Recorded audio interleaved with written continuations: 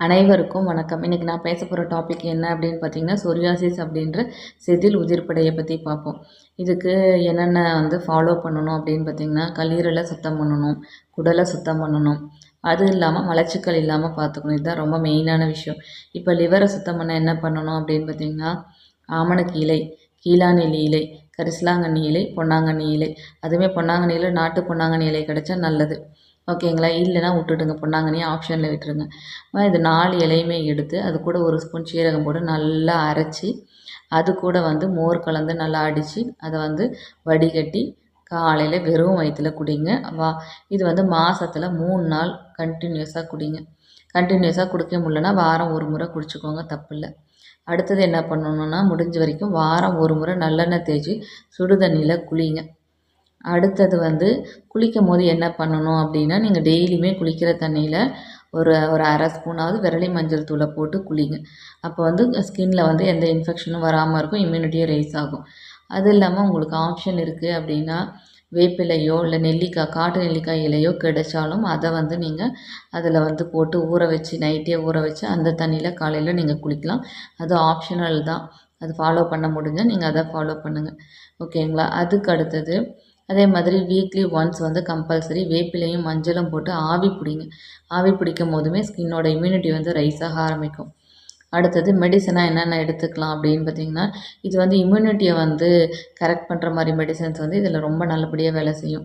Immuno modulator அப்படின்னு சொல்லுவோம். அது என்னென்ன அப்படின்னு பார்த்தீங்கன்னா, அந்த இம்யூனோ மாடுலேட்டராக இருக்கிறதுல மெயினாக சீந்தில் ரொம்ப வேலை செய்யும்.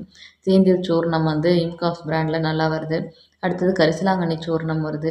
இது ரெண்டுமே எஸ்பெஷலி வெள்ளை கரிசலாங்கண்ணி எடுத்துக்கோங்க. ஏன்னா மஞ்சளில் ஹைப்ரிட் இருக்கிறதுனால அவங்க என்ன கரிசலாங்கண்ணி சூர்ணம் கொடுக்குறாங்கன்னு தெரியாது.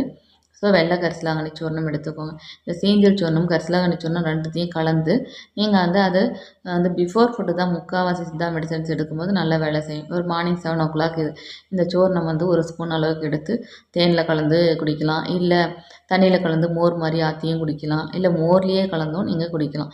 இதுக்கு மார்னிங் எம்டி ஸ்டொமக்கில் ஒரு 7 o'clock எடுத்துக்கலாம். ஈவினிங் 5 o'clock எடுத்துக்கலாம். இது பண்ணலாம். அதுக்கப்புறமா தேங்காய் சிரட்டை இருக்குது இல்லைங்களா? தேங்காய் சிரட்டை எடுத்துக்கோங்க. வேப்பம் பட்டை எடுத்துக்கோங்க. ரெண்டுமே ஒரு 1/4 கிலோ எடுத்துக்கோங்க. எடுத்து நல்லா எரிய வைங்க. எரிய வச்சு அதோட கறி, சாம்பல் அதை எடுத்து நல்லா மிக்சியில் போட்டு ஃபைன் பவுடராக அரைச்சி ஒரு டப்பாவில் வடிகட்டி சலித்து வச்சுக்கோங்க. ஒரு 2 சிட்டிகை எடுத்து ஒரு மோரில் கலந்து குடிங்க. இல்லையா ஒரு தண்ணியில் கலந்து குடிங்க. இல்லைன்னா தேனில் கலந்து 2 சிட்டிகை, அதுவுமே காலைல வெறும் வயிற்றுல அதை எடுத்துக்கோங்க. எடுத்துக்கும் போது என்ன ஆகும், உங்களுக்கு ஆட்டோமேட்டிக்காக உடலோட பிஹெச் நியூட்ரலைஸ் ஆகும். அப்போ உங்களுக்கு இந்த ஸ்கின்னுக்கு நல்லா ரிசல்ட் கிடைக்கும். இதை ஃபாலோ பண்ணுங்கள். அப்புறம் ஜூஸ் வீக்லி ஒன்ஸ் நான் சொல்கிற ஜூஸ் எடுத்துக்கோங்க. என்னென்னா வெண்பூசணி, அடுத்தது அதாவது வெள்ளை பூசணி, சாம்பல் பூசணின்றது அது ஒரு துண்டு எடுத்துக்கோங்க. அதேமாதிரி கோவக்காய் ஒரு 5-6 கோவக்காய் எடுத்துக்கோங்க.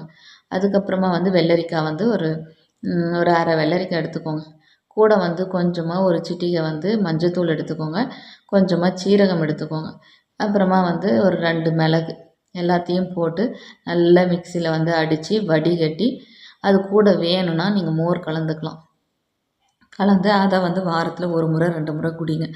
இதெல்லாம் பண்ணும்போது உங்களுக்கு என்ன ஆகும், நல்லா ஸ்கின்னோட இம்யூனிட்டி ரைஸ் ஆகும். இது எக்ஸ்டர்னலாக என்ன பண்ணலாம் அப்படின்னு பார்த்தீங்கன்னா, வெட்பாலை தைலம் போடலாம், அருகன் தைலம் போடலாம். இதெல்லாம் போடும்போது உங்களுக்கு இன்னும் ரிசல்ட் கிடைக்கும்.